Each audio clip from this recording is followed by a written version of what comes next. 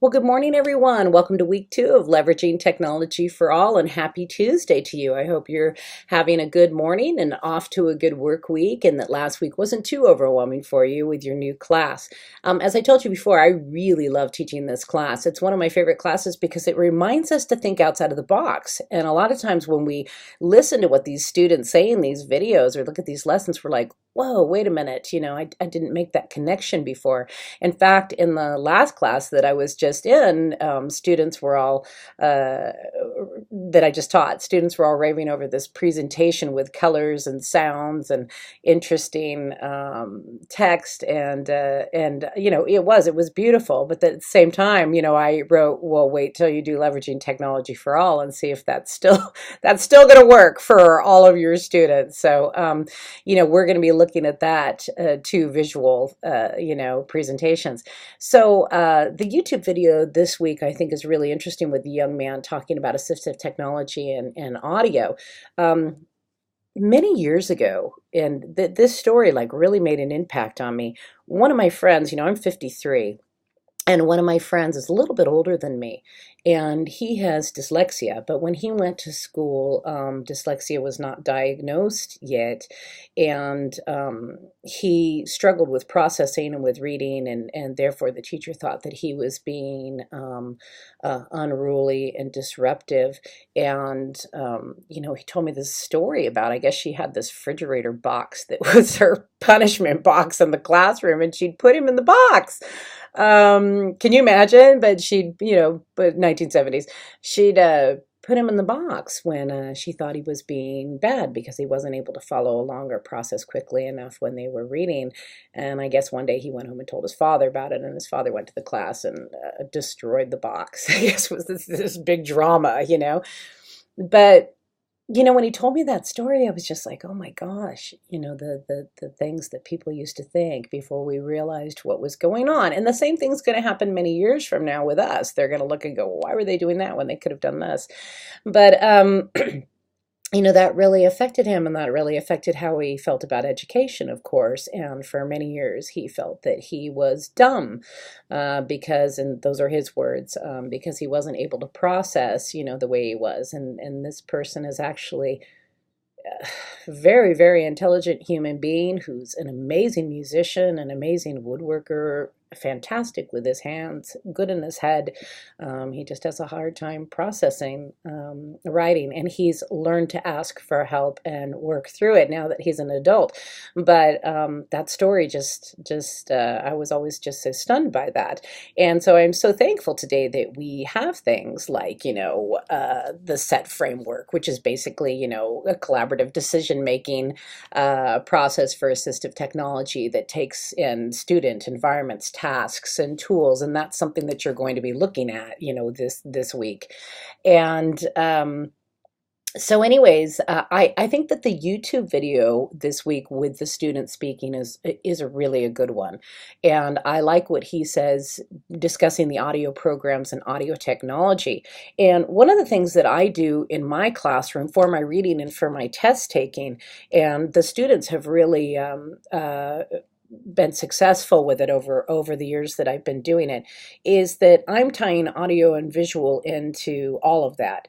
So currently we just read The Crucible, and I don't assign it at home. I don't assign the main reading at home. I always tell the students that, we're going to read it together, and I'm going to read with them.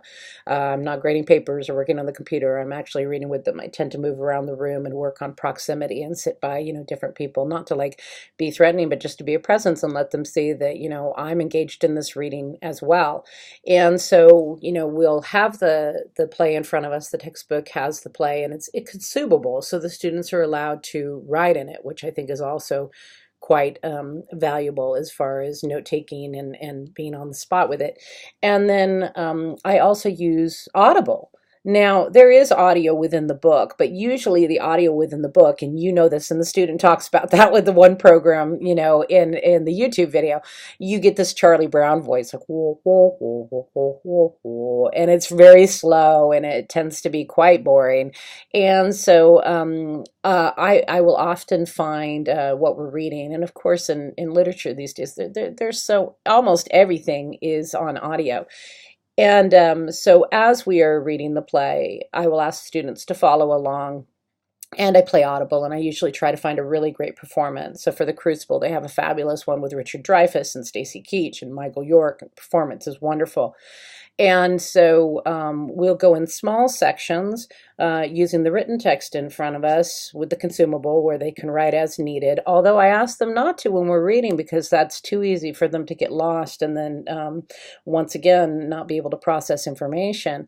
And it may be too much to ask for somebody with assistive technology that's trying to keep up as well. So you want to think about your pacing. That's very important.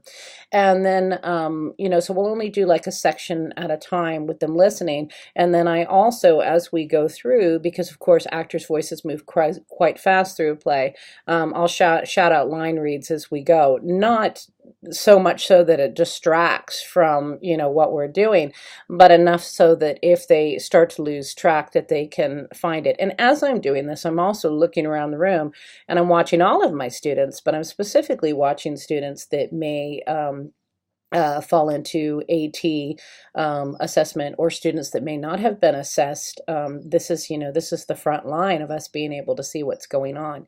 And then when we're done with a section, for all of my literature, of course, for 11th grade, there's films and plays for it. So then once we're done with a section, then we will actually watch the visual again. So now we have visual, we have audio, we've got the writing in front of us. So it seems to be making a difference, especially with my students with IEPs and 504s and students who need assistive technology, but also with my regular students that are not on a specific program.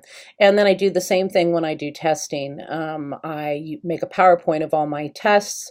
The students have their scan sheet in front of them.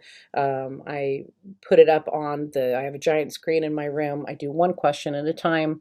I use the timer on the PowerPoint to, check the amount of time I'm giving for each question, and I try to fall within the SAT, ACT time frame for each question, and so I'll have the visual up on the screen, but I will also say the questions in my voice, and we've been taught this numerous times before, that the best reader should be the reader in the room. Not that students shouldn't practice, they should, but not in round robin situations and things like that. It's like better that you say, take this home, look at pages 2 through 10, and then, the next class, I want you to read, out loud to the students where they have time to practice it. So I will read the questions for them and go through at a specific pace. And then when they are done, they turn in the work, and any students that need to go a second time around, I stand in the doorway and I have my other students, they go to the restroom, which is right there, and I watch them outside and monitor them quietly. And I stand in the doorway and I have my student aide press the screen again, and we go back through the questions for anybody that may need that little extra time. And it's a little bit more time consuming, but I find that everybody in the class feels safe and valued, and that the assistive technology really makes a difference. And for my students that are doing SAT and ACT, they talk all the time about how they can hear my voice in their head, and they know when it's time for them to move on in a question, so that they don't run out of time because of the audio, because of my voice. So there's things that you can do, and that's above and beyond the actual assistive technology that a student may have, but there's ways to put these into play in your classroom. Another thing that I use in my classroom with students, and it started with students that had broken hands or broken arms from sports activities, but then it went on for assistive technology, is the audio component on computers and Chromebooks and those things.